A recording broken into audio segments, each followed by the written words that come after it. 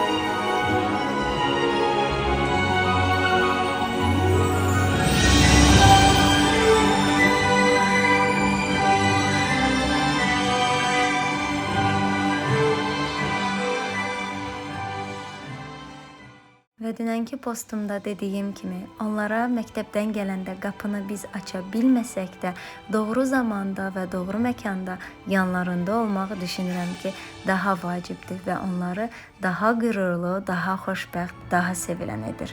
Onunla bir daha qürur duydum. Onunla bir daha bugün sevindim.